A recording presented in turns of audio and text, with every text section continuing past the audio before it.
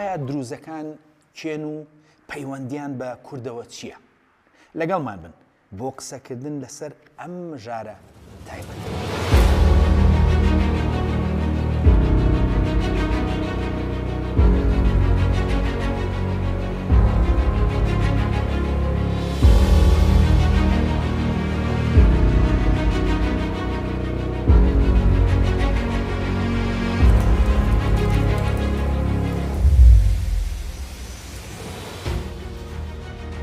لەم ڕۆژانەدا ڕۆژاوای کوردستان و سووریا و بوون بە سەردێڕی هەواڵەکانی جیهان لە تەکیدا دروزەکانیش بە هەمان شێوە و زۆر جار دروزەکانە بینین کە ئاڵا ڕەنگە و ڕەنگەکەیان هەڵدەکەن و لە ناویشماندا زۆر جار دەڵێن کە گوایە ئەوان کوردن، بەڵام لە دەرەوەی ئەڵێندا بابزانین دروزەکان چێن، ئاینەکەیان چۆنە و مێژویان چۆنە، هەروەها بزانین پەیوەندیان بە کوردەوە چییە؟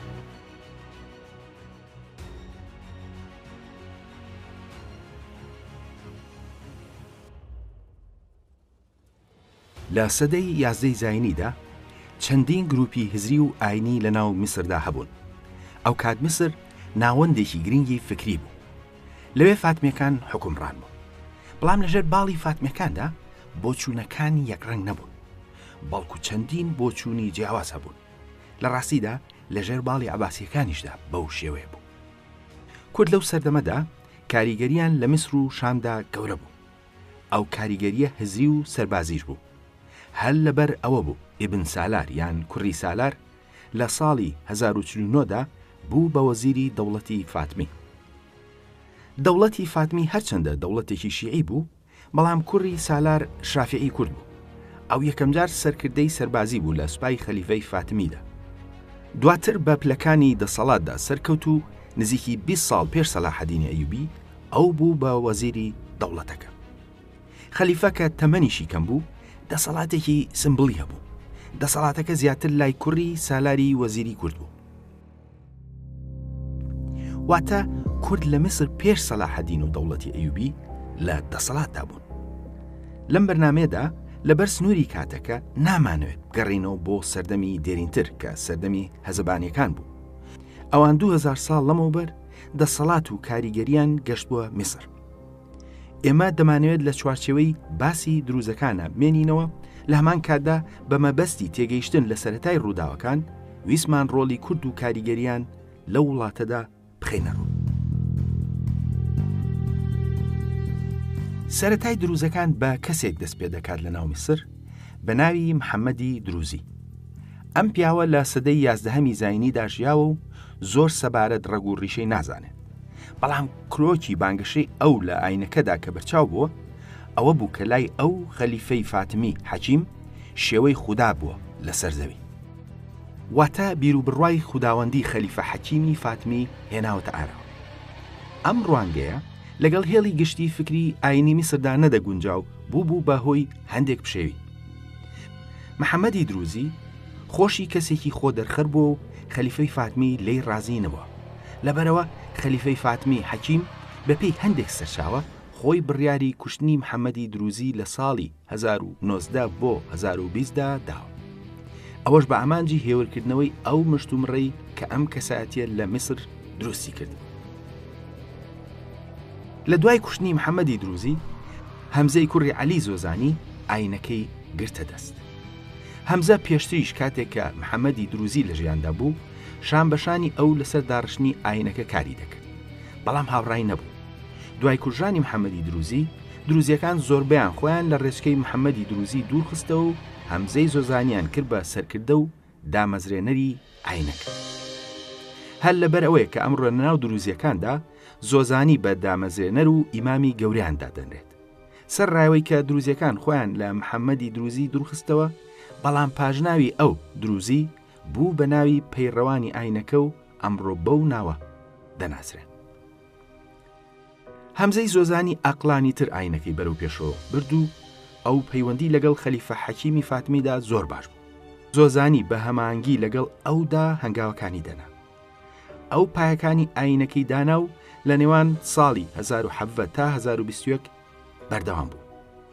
دواتر لە پاژەوەی کە خەلیفەی فاتمی بە شێوەیەکی گومانایی لەناوبرا، دروزەکانیش کە پشتگیری حەکیمیان هەبوو کەوتنە بەر شاڵاوی خەلیفەی فاتمی نوێ. ئیتر هەمزەی زۆزانی داوای لە پەیڕەوانی ئاینەکە کرد کە خۆیان کەس بکەن و ئەوانی دایە دەست سەرکردەی دوای خۆی. هەندێک دەڵێن چووەتە شوێنی جیاواز و کوژراوە و هەندێک دەڵێن دیار نەما. بەگشتی کۆتایی ژیانی مشتومڕی لەسەر. بەڵام چەند نووسینێکی بۆ ئەوان بەجێهێش کە بوون بە بناغی فکری ئاینەکە و چوارچێوەی ڕێخستی. گرنگترینیان نامەکانی حکمت یاخود ڕەسائل الحکمە بوو.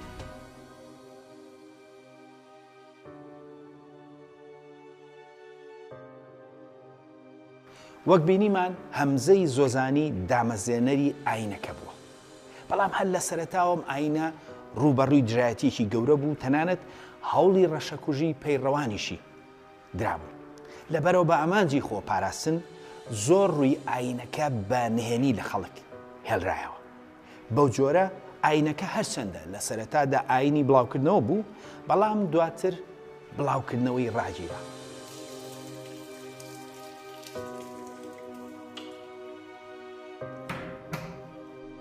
زۆر ڕووی ئاینی دروست تا ئەمڕۆ بە نهێنی هێڵراوەتەوە، بەڵام هەندێک ڕووی تریشی ئاشکرا. بۆ نمونە بناغی ئاینەکە دوونادونە کە لەگەڵ ئێزدی و یارساندا یەک دەگرێتەوە. ئەوان پێیان وایە کە لەش دەمرێ، دەنا ڕۆح دەگوێزرێتەوە لە کەسێکەوە بۆ کەسێکی تر. ئەم بۆچوونە لە ناو ئێزدیەکاندا بە کراسگۆڕین دەناسرێ و لای دروزەکان وشەی تەقەموسی عەرەبی بەکاردێنن کە ماناکەی دەبێتە کراس یاخود پۆشاک لەبەرکردن، کە بەنزیکی هەر هەمان مانای کراسگۆڕینی ئێزدیەکانی هەیە. ئەوەی کە خوداوەند لە جەستەی کەسێکدا دەردەکەوێت، ئەو لایەنەشیان هاوبەشە لە تەک ئاینی ئێزدی و یارسانیدا و ئەوانیش هاوشێوەی یارسان و ئێزدی زۆر لاینی ئاینەکان باشارەوەی هێشتۆتەوە. کللتوری دیارنەمانی کتوپڕی کەسایەتیە ئاینیە مەزنەکانی دروزەکان بۆ نمونە زۆزانی لە ناو یارسانەکانیشدا تۆماری هەیە، لەوانە شاخۆشین. هەروە سەردانی شەخص و جەمیشیان هاوشێوەی یارسانەکان هەیە کە ئەوان بە خەڵوەت ناوی دەهێن و لە ئێوارەی پێنجشەمماندا لای ئەوان بەڕێوە دەچێت. هەروەها زۆربەی پیاوە ئاینیەکانیان و ئەو کەسانی کە پابەندی ئاینین هاوشێوەی یارسانەکان سمێڵ دەهێڵنەوە و هەندێکیان ڕیشیشی لە تەکدا دەهێڵنەوە. هەروەها سمبڵی ئاینەکە ئەستێرەیەکی پێنجلای ڕەنگاوڕەنگە و بۆچوونی جیاوازی لەسرە. هەر هەمان ڕەنگەکانی ئەستێرەکە لەسەر ئاڵاکەیان هەیە کە شین، سپی، زەرد، سەوز و سوورە. دروزەکان کاریگەری بەرچاویان لەسەر مێژووی ناوچەکە بووە. ئەوان لەو شوێنانەی کە تێیدا بوون و دەکەوێتە نێوان سووریا و ئیسرائیل و لوبنان ڕۆڵی گەوریان لە ڕووداوەکاندا هەبوو. جا بوو ئەوەی لەو ڕۆڵ و کاریگەریە بگەین دەبێت ئاشنای مێژووی دروزەکان ببین. وەک لە سەرەتایی بەرنامەکەدا ئاماژەی پێکرا، ئەوان نزیکی 1000 ساڵ لەمەوبەر لەلایەن هەمزەی زۆزانی و بناغی ئاینەکان داڕێژراوە. بزوتنەوەکە لە سەرەتادا وەک ئاینێکی نوێ تووشی چەند کێشەیەک بوو. ئەوان لەلایەن فاتمی و سونیەکانیشەوە دوژمنایەتی دەکران، لەبەرەوە دەبوو خۆیان لەگەڵ ئەو هەلومەرجە سەختە بگونجێنن. دروزەکان پێش میسر لە ناوچەکانی لوبنان، سووریا و ئیسرائیلدا هەبوون و دواتریش گەڕانەوە بۆ ئەوێ. ئەوان لە ناوچەکانی جەبەل لوبنان لە لوبنانی ئەمڕۆ و لە جەبەل دروس لە سووریای ئەمڕۆ و لە جۆلان و جەلیلیش کە ئەمڕۆ لە ئیسرائیلدایە دەرکەوتت کە هەموو ناوچەکە بە شام دەناسرا. هەموو ئەم ناوچانش کە ئەوان تێدا بوون بەگشتی ناوچەی چیایی و بەرزایی بوون. لە سەردەمی ئەیوبیەکاندا ئەوان لە ناوچەی خۆیان مابوون، بەڵام وردەکاری پەیوەندیان لەگەڵ ئەیوبیەکان و ڕۆڵیان لە سەرچاوەکاندا ڕوون نییە و شتێکی ئەوتۆ سەبارەتیان نازانرێت. دیارە وەک میر و دەسەڵاتداری کورد ڕۆڵیان لە دەوڵەتەکەدا هەبوو. دواتر کە مەملوکەکان شامیان گرت، هەوڵیاندا ئەوان بخەنە ژێر ڕکێفیانەوە، بەڵام ئەوان شەڕکەر بوون و خۆیان نەدا بەدەستەوە، لەبەرەوە بە نیمچە سەربەخۆیی لە ناوچەکانی خۆیاندا حکومڕان بوون. لە سەدەی 16 و 17ەوە میرنشینی دروزەکان لە جەبەل لوبناندا میرنشینێکی بەهێز بوو لە ناوچەی خۆیاندا. هەرچەندە شام بەگشتی عوسمانیەکان حکومڕانیان دەکرد، بەڵام دروزەکان بە نیمچە سەربەخۆیی مابوونەوە و هێزی سەرەکی ئەو ناوچەیە بوون. سەردەمی ترۆپکی بەهێزی ئەوان لەژێر سای میرێکیان بوو بە ناوی فەخرەدینی دووهەم کە لە ساڵی 1585دا لەدایک بوو. ئەم میرە میرنشینەکەی زۆر بەهێز کرد و ناوچەیەکی گەورەی لوبنانی حکومڕانی دەکرد. ئەمجا پەیوەندی لەگەڵ وڵاتە ئەوروپیەکانی وەک ئیتالیا، فەرەنسا و پاپای فاتیکان و چەند دەوڵەتێکی تر دروست کرد. ئەو سوودی لە ئەوروپیەکان بینی لە کاری بیناسازی و پتەوکردنی لایەنی ئابووری میرنشینەکەدا. ئابووری میرنشینەکەی بەرەو پێشەوە برد و لە ژێرسایەی حکومڕانی ئەودا موسڵمان و دروز و کریستیان دەژیان. بەهێزی میرنشینەکەی و پەیوەندی لەگەڵ ئەوروپیەکاندا بوو بەمای نیگەرانی عوسمانیەکان. بۆیە لە ساڵی 1613دا عوسمانیەکان هێرشیان کردە سەر میرنشینەکەی و لە ئەنجامدا ئەو هەڵهات بۆ ئیتالیا و 5 ساڵ لەوێ مایەوە و دواتر گەڕایەوە بۆ لوبنان. سربەخۆیی میرنشینەکەی فەخرەدین عوسمانیەکانی تووڕە کردبوو. دواتر دوای شەڕێکی زۆر توانیان دەستگیری بکەن و لە ساڵی 1635دا لە ئەستەمبوڵ لە سێدارەدرا. ئەمڕۆ فەخرەدین بە دامەزرێنەری بناغەی دەوڵەتی لوبنانی نوێدانەرێت. ئەوە جگەلەوەی بڕوای دروزەکانی بەخۆیان زیاد کرد لە کاریگەری و حکومڕانی لە ئاستی نێودەوڵەتیدا. بەڵام کێشەی نێوان دروزەکان و عوسمانیەکان بە لە سێدارەدانی فەخرەدین کۆتایی نهات، بەڵکو دواتریش بەردەوام بوو. لە سەدەی 20دا بنەماڵی ئەترەش کە دروزی بوون هەمیژە دژی عوسمانیەکان لە جەنگدا بوون. دواتریش کە فەرەنسیەکان حکومڕانی سووریایان گرتە دەست، سوڵتان ئەترەش بوو بە سەرکردەی گەورەی شۆڕشی سووریا دژی فەرەنسیەکان. دوای سربەخۆیی سووریا، سوڵتان ئەترەش وەک پاڵەوانی نیشتیمانی لە وڵاتی سووریا مامەڵەی لە تەکدا دەکرا. بەو جۆرە سوڵتان ئەترەش گەورەترین و بەهێزترین کەسایەتی سووریا بوو لە دژی فەرەنسیەکان و بەگشتی دروزەکان ڕۆڵی سەرەکیان لە مێژی سووریا و لوبناندا هەبووە، نەک عەرەبەکان. لە دوای دروستبوونی دەوڵەتە نوێکانی سووریا و لوبنان و ئیسرائیل، دروست لە لوبناندا بە سەرکردایەتی جانپۆڵادەکان بوون بە هێزی گرنگ لە وڵاتەدا. کەمال جانپۆڵاد و دواتریش دوای مردنی کوڕەکەی وەلی جانپۆڵاد ڕۆڵی گەورەیان هەبوو لە گۆڕەپانی سیاسی لوبناندا و ئەمڕۆژ وەلیت هێشتا ئەو ڕۆڵەی لە لوبناندا ماوە.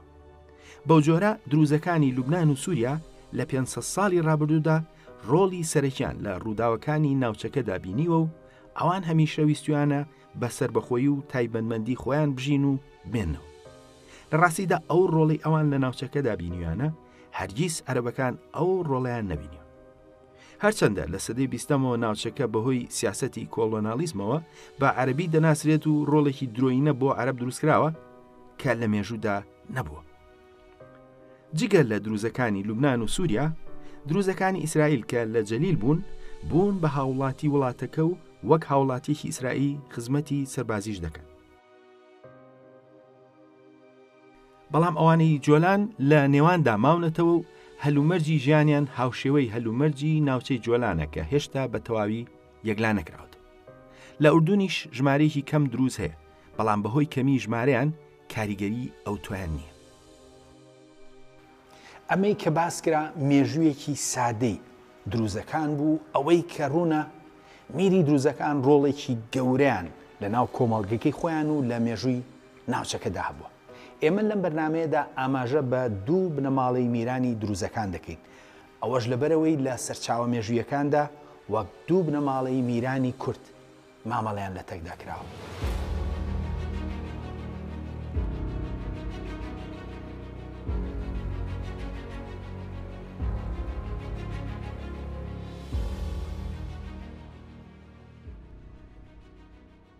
لە ناو دروزەکاندا کۆمەڵێک بنەماڵی میری دەسەڵاتدار هەبوون کە کاریگەریان لەسەر ژیانی دروز و ناوچەکە هەبووە. یەکێک لەوانە بنەماڵەی جانپۆڵادە. خۆشبەختانە سەرچاوی لوبنانی پێش سەدەی 20ەم هەیە لەسەریان کە ئاماژە بەوە دەکات ناوەکەیان لە بنەچەدا جانپۆڵاد بووە و بە عەرەبی کراوە بە جونپۆڵاد. ناوەکە کوردیەکی ڕوونە کە مانای جانپۆڵاد دەدات. هەرچەندە ئەوان لە نزیکی ساڵی 1600ەوە مێژویان تۆمار کراوە، بەڵام بنەچەی خۆیان گەڕاندۆتەوە بۆ بنەماڵی ئەیوبی کورد و باپیرەی گەورەیان ناوی جانپۆڵادی کورد بووە. بەپێی سەرچاوە لوبنانیەکان، حکمی جانپۆڵادەکان سەرەتا لە حەلەبدا بوو. هەندێک لە بنەماڵەکە لە ئەستەمبوڵیشدا دەسەڵاتدار بوون. لە ڕابردوودا زۆربەی کات حەلەب بەدەست کوردەوە بوو و ئەوە لە پێش ئیسلام و لە دوای ئیسلامیش بەو جۆرە بووە. لە سەردەمی نوێتردا خێزانەکە دەسەڵاتیان گوێزراوەتەوە بۆ جەبەل لوبنان یا چیای لوبنان و لە سەردەمی عوسمانیدا کاریگەری زۆریان هەبوو. دواتر لە سەدەی 20دا کەسایەتیشیان بە ناوی کەمال جومبوڵات پارتێکی دامەزران کە کاریگەری سەرەکی لە گۆڕەپانی سیاسەتی لوبناندا هەبوو.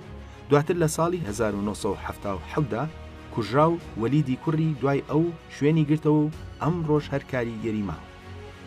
بنەماڵەکە ئاماژیان بە کوردبوونی خۆیان کردووە و وەلید جانپۆڵات بە تایبەت سەردانی میری ئیزیدیانی لە لالشت کردووە.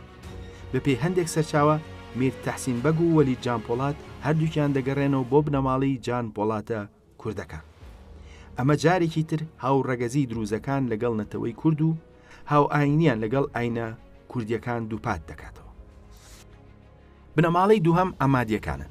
ئەوانی ژوەک جانپۆڵاتەکان لە سەرچاوەکاندا بە کورد ناویان هاتووە.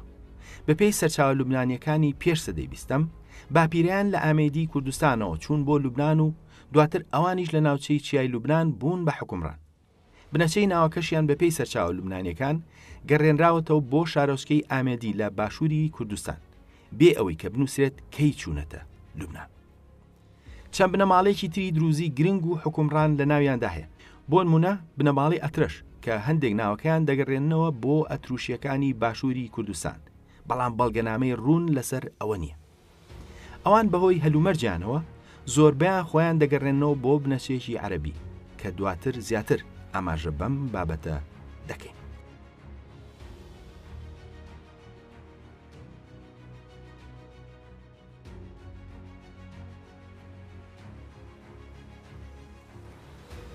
وەک پێشتر ئاماژەمان پێکرد، دروزەکان هاوشێوەی ئێزیەکان و تا ڕادێکیش یارسانەکان زۆر ڕووی ئاینەکان بە نهێنی هێشتۆتەوە.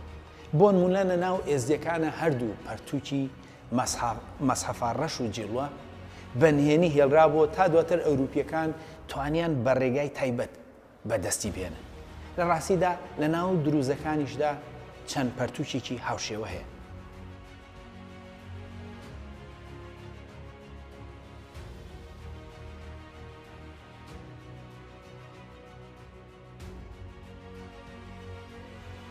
دروزەکان کۆمەڵێک پەرتووکیان هەیە. گرنگترینیان نامەکانی حکمت یاخود ڕەسایل الحکمت کە هەمزەی زۆزانی و چەند کەسێکی تردایان ناون و کرۆکی فکر و فەلسفەی ئاینەکە لە خۆ دەگرێت. هەروەها پەرتووکی النقطەوە دائیرە واتە خاڵ و بازنە کە هەندێک لە هێماگەردونیەکانی دروست لە خۆ دەگرێت و هەندێک بە بەرهەمی هەمزەی زۆزانی دادەنێن و چەند پەرتووشێکی تریشیان هەیە.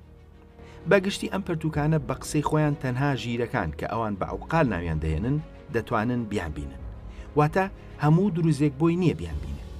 ئەوەش بە ئامانجی پاراستنی زانیاریەکانێتی لە خەڵکی دەرەوە. هەرچەندە لە ڕێگای جیاوازەوە هەندێک هەوڵ درراوە بۆ ئاشکراکردنیان، بەڵام گومان لەسەر ئاشکراکردنیان هەیە. بەگشتی ئەوان پەرتووک و ڕێو ڕسمە ئاینیەکانیان بەنهێنی هێشتوتەوە و سەر ڕای دەرکەوتنی بەشێک لە پەرتووکەکانیان. لەم بەرنامەیەدا زۆر ڕووی ئاینەکە و کەسایەتی و میرەکان ئاماژەی پێکرا. سەرراوەی دوو لە بنەماڵەی میرە دروزەکان لە سەرچاوەکاندا بە کورد تۆمارکراون، بەڵام ئێمە دەمانێت بزانین دروزەکان بە گشتیکە لەبەرەوەی ئەوە ئامانجی سەرەکی ئەم بەرنامەیە بووە. ئێمە دەمانەوێت لە دەرەوەی قسە و ئەڵێنی خەڵکدا کە دەشێت بۆ مەبەستی تایبەت بەکاربێت بزانین دروستەکان چن. بۆ مەبەستە ئێمە سوود لە زانستی بۆ ماوەی یاخود دیێنەی دەبینین.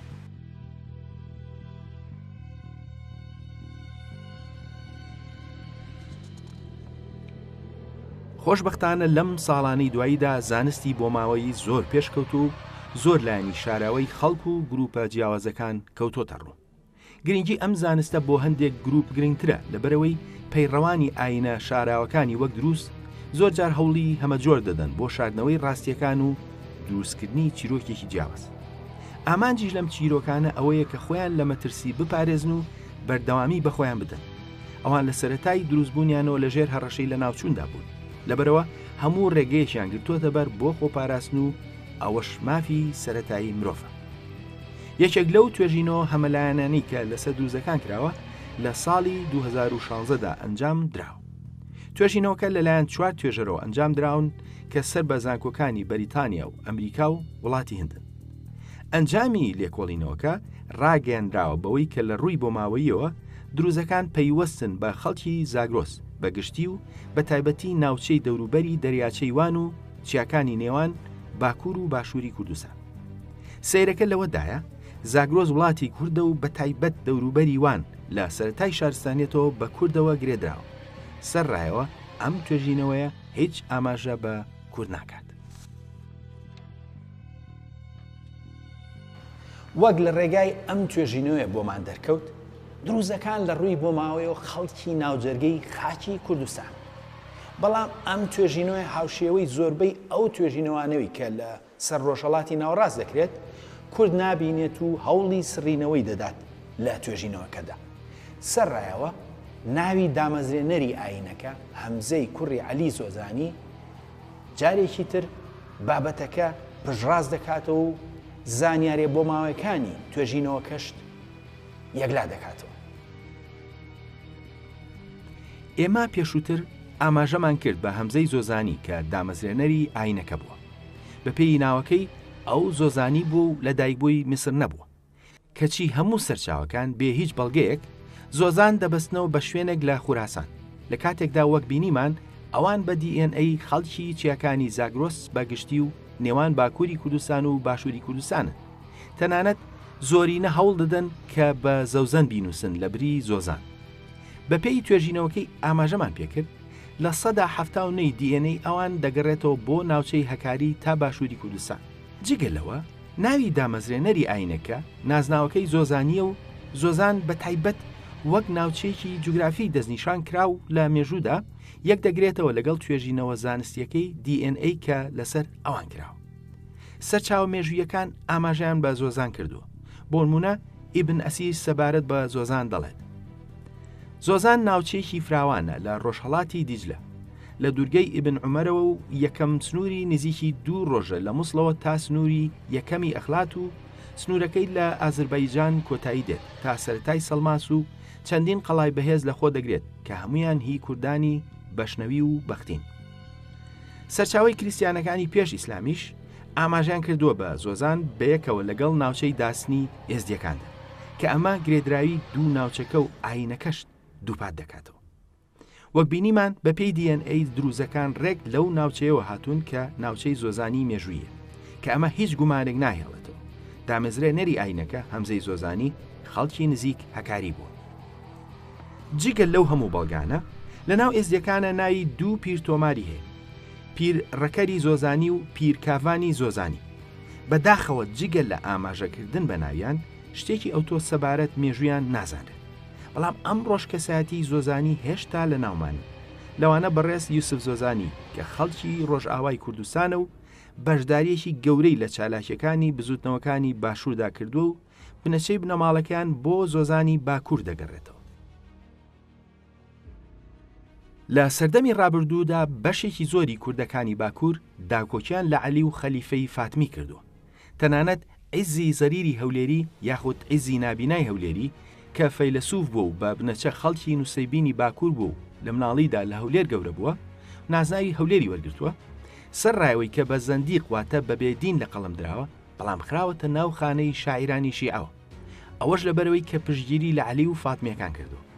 ئەو ڕاستیە لە پەیوەندی نێوان دەوڵەتی فاتمی و مەروانیەکانی باکووریشدا ڕەنگی داوەتەوە. ئەم نمونانە ئەوە دەگەێنن کە بەپێی بەڵگەکان لە ڕابردوودا زۆربەی خوێنەوارەکانی باکووری کوردستان هەستێکی کوردی بەهێزیان هەبوو. بەڵام لە ئیسلامدا ئەوان وەک وەستانەوەیەک بەرامبەر بە هاتنی عەرەبەکان پشتگیریان لە خەلیفەی فاتمی کردووە. هەمزەی زۆزانیش هەر لەسەر هەمان بیر و باوەڕ بووە. بەو جۆرە هیچ گومانێک نامێتەوە لەوەی کە هەمزەی کوڕی عەلی زۆزانی خەڵکی ناوچەی زۆزانی کوردستانە و لەوێوە بە پێشینەیەکی کوردی و ڕوانگەی ئاینی کوردی و داکۆکی لە فاتمیەکانەوە چۆتە ئەوێ.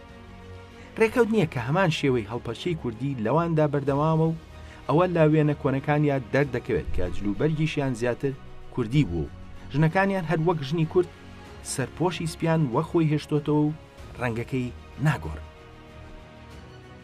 لە ڕاستیدا بە درێژایی مێژوو دروزەکان بەهێزتر و کاریگەرتر بوون لە عەرەبەکان لە ناوچەکانی سووریا و لوبناندا. هەر بەهۆی ئەو ڕابردووە مێژوویەوە کە هەتاوەکو ئەمڕۆ دروزەکان ڕێیان نەداوە کە حکوومەتی نوێی سووریا بچێتە ناوچەکانی ئەوان خۆیان دەپارێزن و هەروەها ئامادەن و چەکداریشن بۆ هەموو ئەگەرێک.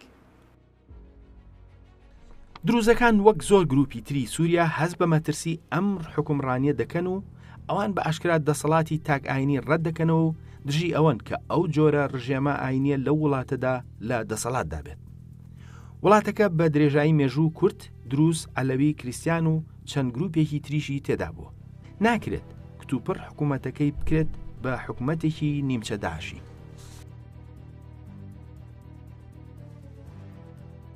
هەر لەبەر ئەو هۆکارەش بوو لەم ڕۆژانەدا سەرکردەی ئاینی دروزەکان لە سووریا شێخیجی نیگەرانی خۆی خستە ڕوو سەبارەت بە ڕووداوەکان و ئەو گوتی کە ئەوان قبوڵی حکمی ئاینی ناکەن و داوای دەستورێکی مەدەنی دەکەن. دروزەکان لە سووریا ژمارەیان نزیکی 800,000 بۆ ملیۆنێکە و لە لوبنان نزیکی 9 ملیۆن و لە ئیسرائیل 143,000 و لە ئوردنیش نزیکی 20,000 کەسێکن. ئەوانەی سووریا سنووریان بە ئیسرائیلەوە.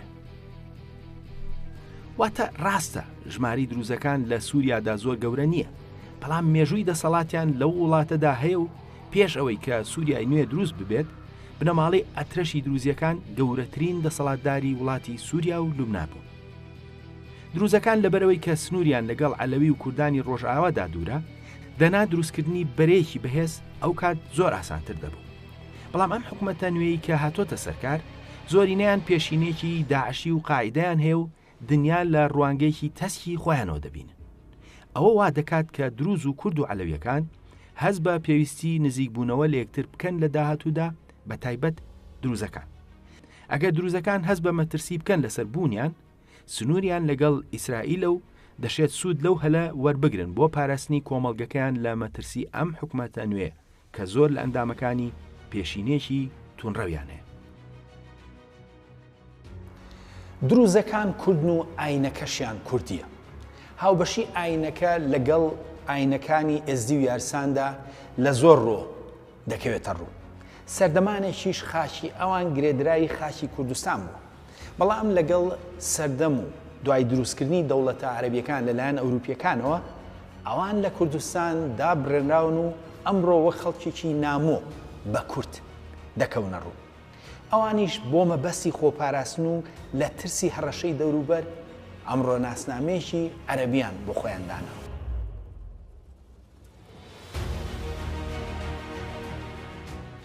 کوردبوونی ئەوان لە ڕاستیدا هەر بە قسە نییە، بەڵکو دامەزرێنەری ئاینەکە هەمزەی زۆزانی کورد بوو و بە پێی زانستی بۆ ماوەیی ئەوان کوردن. هەروەها میرە بەناوبانگەکانیان یەکێکیان جانپۆڵا و ئەوی تریان ئامێدیە. ئەمانە ناویان بە کورد تۆمار کراوە و یەکێکیان ماناکەی جانپۆڵایە و ئەوەی دووەمیان خەڵکی ئامێدیە.